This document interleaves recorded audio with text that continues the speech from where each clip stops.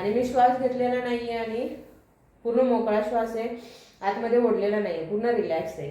आणि तुम्ही बघू शकताय खूप प्रमाणात माझ्या पोटाची चरबी ही काय झालेली आहे, कमी झालेली आहे. तर मी अजूनही पोटाची चरबी कमी करण्यासाठी काही एक्सरसाइज करते. तर ज्या एक्सरसाइज करते त्या तुमच्यासोबत शेअर करते. नमस्ते, जान फिटनेसमध्ये तुमचं सर्वांचं स्वागत आहे. मैत्रिणींनो, सिझेरियन डिलिव्हरी नंतर किंवा इतर काही कारणास्तव आपलं वजन वाढतं. वजन वाढल्यासोबतच आपल्या पोटाची, ओटीपोटाची, कमरेच्या भागाची, शीटच्या भागाची, त्याच्यानंतर मांड्यांची चरबी वाढते. आणि ही जी चरबी आहे ही कमी करण्यासाठी आपल्या नाकीनऊ येतात. खूप प्रयत्न करूनही आपलं वजन कमी होत नाही, त्याच्यानंतर पोटाची चरबी पण कमी होत नाही. तर बऱ्याच वेळा मैत्रिणींनो, तुम्ही वजन कमी करण्याचे प्रयत्न करूनही सोडून दिले असतील किंवा पोटाची चरबी तुमची कमी होत नसेल तर निराश होऊ नका. तुम्ही हेल्दी आहार घ्या आणि रोज व्यायाम करा. 1 ते 1.5 तास व्यायाम करा. तुमची पोटाची चरबी, त्याच्यानंतर जिथे तुमची चरबी साठलेली असेल ही नक्की कमी होईल मैत्रिणींनो. कारण की मी पण माझं सिझेरियन डिलिव्हरी नंतर जे वाढलेले ओटीपोट आहे आणि ती चरबी मी कमी करत आणलेली. माझं वजन कमी केल्यानंतर जे पोट राहिलं होतं ते मी आता हळूहळू कमी करत चालवलेलं आहे. तर तुम्ही शेजारी व्हिडिओमध्ये बघू शकता किंवा फोटो बघू शकतात माझ्या पोटाची चरबी खूप होती. तर माझा श्वास बघा पूर्ण मोकळा आहे, पूर्ण मोकळा आहे. तर तुम्ही बघू शकता ही जी पोटाची चरबी आहे ही मी कमी करत आणलेली आहे. आणि आता जो हा भाग राहिलेला आहे तो पण आता हातात येत नाही बघा चरबीचा. तर हा भाग पण आता मी हळूहळू कमी करणारच आहे. आणि ओटीपोटाची पण चरबी तुम्ही बघू शकता बघा. हा जो भाग राहिलेला आहे हा कमी करण्यासाठी मी रोज एक्सरसाइज करते. त्याच्यातूनच मी हळूहळू हा पोटाचा भाग जो आहे तो पण मी कमी करून टाकणार आहे. तर तुम्ही बघू शकताय माझ्या कशा पद्धतीने किती छान पोटाची जी चरबी आहे ही कमी झालेली आहे. पण मी रोज हेल्दी डाएट फॉलो करते, रोज एक्सरसाइज करते. 1 ते 1.5 तास मी एक्सरसाइज करते. त्याच्यासाठी मैत्रिणींनो, माझ्या पोटाची चरबी, त्याच्यानंतर ओटीपोटाची, कमरेच्या भागाची, शीटच्या भागाची आणि मांड्यांची जी राहिलेली चरबी आहे ही कमी व्हायला मदत झालेली आहे. तर तुमची पण वाढलेली चरबी असेल पोटावरती, कमरेवरती, शीटवरती, त्याच्यानंतर मांड्यांवरती कुठे पण चरबी साठलेली असेल तर मी जे एक्सरसाइज फॉलो करते त्या तुम्ही घरी नक्की करा. त्याच्यानंतर मी हेल्दी आहार घेते. फुल दिवसाचं मी डाएट कसं फॉलो करते ते पण तुमच्यासोबत शेअर करत असते. तर तसं डाएट तुम्ही फॉलो करून बघा.